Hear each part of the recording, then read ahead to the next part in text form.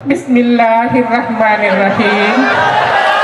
প্রিয় মেহেরপুরবাসী, পাখি সব করে রাতি পোহালো, এ নিয়ে রাজনীতি করার কিছু নেই। পাখি সব করে রাতি পোহালো, ইনশাল্লাহ কাননে কুসুম কলি সকলেই ফুটিল। কাননে কুসুম কলি সকলেই ফুটিল। কুসুম কলি ফুটুক আর না ফুটুক, পদ্মা সেতু কিন্তু হয়েই গেল। আমার নাম হইতেছে মহিউদ্দিন হাসান আল কবিরাজ। কবিরাজ কেন? আপনি কি লেখালেখির পাশাপাশি চিকিৎসাও করেন? এত বেশি বোঝো কেন তুমি? লেখালেখি চিকিৎসা করলেই তাকে কবিরাজ বলে, এটা তোমাকে কে বলেছে? তোমরা ঋতুর রাজাকে কি বলো? ঋতুরাজ। বসন্তের রাজাকে কি বলো? বসন্তরাজ। আমি হইতে আছি কবিদের রাজা, তাই কবিরাজ।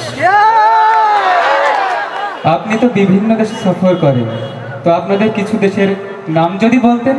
ও তোমরা চেনবে না, বহুত দূর, ওই মিডিল ইস্টের ওই পাশে।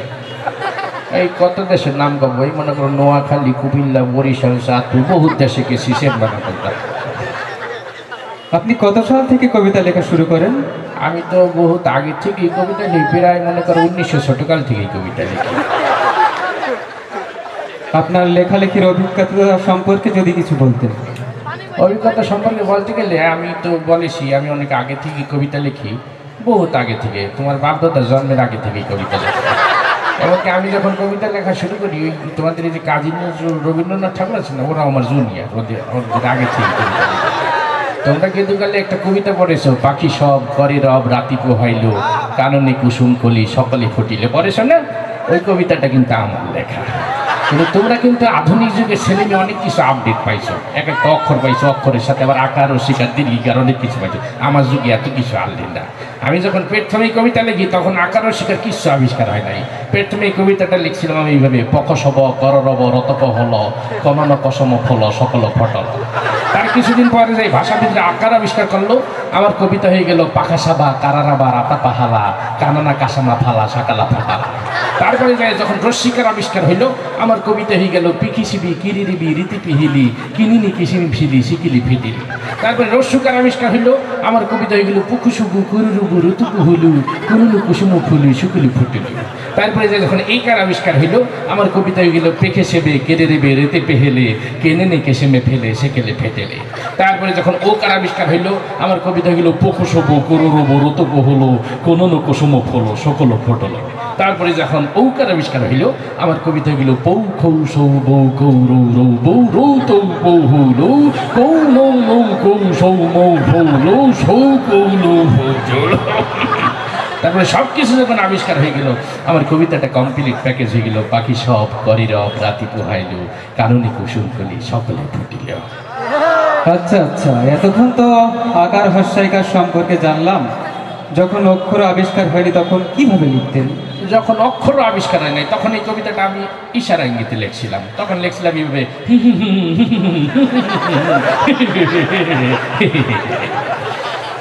আপনার কবিতা যদি আমাদের মিডিয়া ও রাজনৈতিক অঙ্গনের মানুষজন আবৃত্তি করে, তারা কিভাবে আবৃত্তি করবে?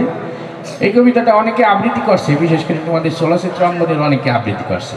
এই কবিতাটা একদিন আমি গেলাম ডিপজলকে আবৃত্তি করতে, যে তুমি একটা আবৃত্তি করো। তা ডিপজল এইটা আবৃত্তি করলে এইভাবে, ও পাখি সব কর্তাছে বোঝো না এই ব্যাপারটা, কারণ কিছু সব ফুটে গেছে। আমি বললাম ঠিক আছে, ভালোই হয়েছে। তারপরে আমি গেলাম মিশা সওদাগরের কাছে, যে তুমি একটা আবৃত্তি করো। মিশা সওদাগর আমার কবিতাটা আবৃত্তি করলো, পাখি সব করে রাতি পোহালো, ড্যাড রাতি পোহালো, কাননে কুসুম কলি সকলে ফুটিল। তা আমি দেখলাম আবৃত্তিটা সুন্দর আনলে, কিন্তু মাঝখানে ড্যাড তো কই দিই আমি, তোমারটা হয় নাই। আমি চলে গেলাম কাবিলার কাছে, যে তুমি একটা আবৃত্তি করো।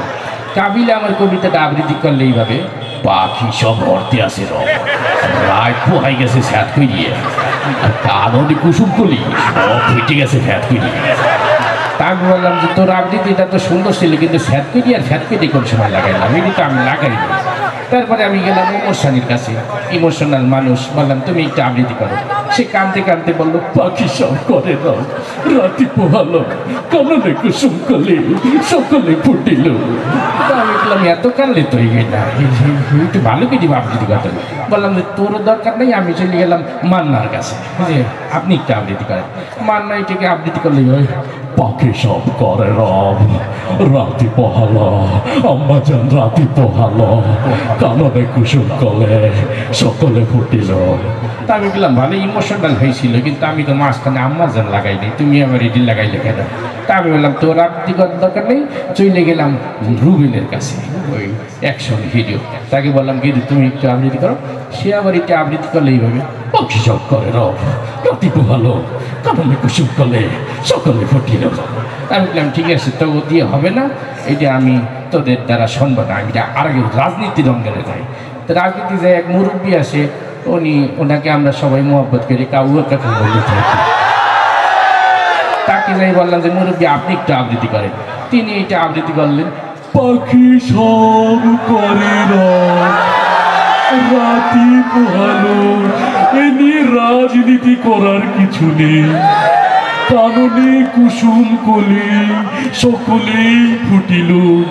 কুসুম কলি ফুটুক আর না ফুটুক, পদ্মা সেতু কিন্তু হয়েই গেল। আমি বললাম আমার কবিতার ভিতরে আবার উনি পদ্মা সেতু আন্দাই দিল কোন দিক দিয়ে, কবিতা তো কবিতাই। তা বললাম থাক, আপনার আবৃত্তি করার দরকার। তারপরে আমরা আমাদের একজন ম্যাডামের কাছে নিয়ে গেলাম, তিনি আমাদের বিরোধী দলের প্রধান, যিনি নেত্রী। তাকে বললাম ম্যাডাম আপনি একটু সুন্দর করে আবৃত্তি করেন তো। ম্যাডাম এটা আবৃত্তি করলো, বিসমিল্লাহির রাহমানির রাহিম। প্রিয় মেহেরপুরবাসী, পাখি সব করে রব, রাতি পোহালো, ইনশাল্লাহ কাননে কুসুম কলি, সকলেই ফুটিল। আমি বললাম যাক মাশাআল্লাহ সুন্দর হয়েছে এবার। তো যাই হোক, এইভাবে আর কি মোটামুটি সবাই আমার কবিতা আবৃত্তি করছি। আচ্ছা, অসংখ্য ধন্যবাদ আপনাকে। আপনাদের অনুষ্ঠানে আসতে পেরে আপনাকে অসংখ্য ধন্যবাদ। আপনাদের এত বড় একটা আয়োজনে আসতে পেরে আমি নিজেকে অনেক গর্ববোধ, গর্বিত মনে করতে আসছি।